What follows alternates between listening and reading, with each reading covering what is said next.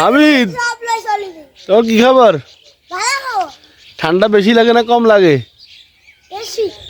হ্যাঁ,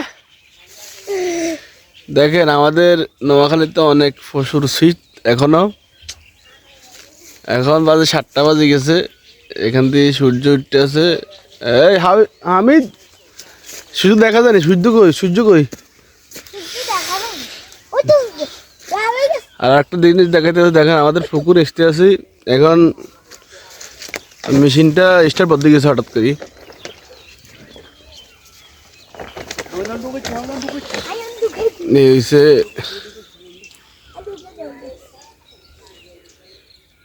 দেখছেন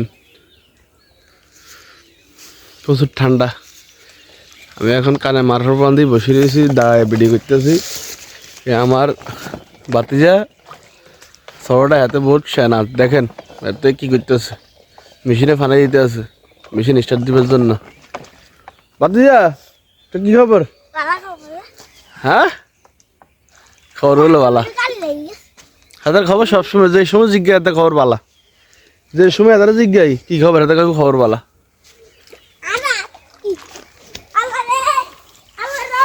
দেখেন এখনো প্রচুর কুয়াশা, 7টা বাজে।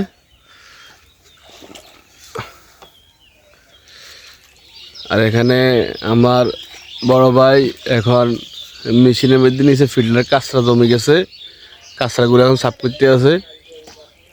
সাফ করে এটা এইটা দিলে আবার মেশিনটা স্টার্ট দেওয়া হবে। শীতকালে সকালে মাছ ধরতে বহুত কষ্ট, সহজে মাছ ধরা যায় না, ঠান্ডা বেশি তো এই জন্য।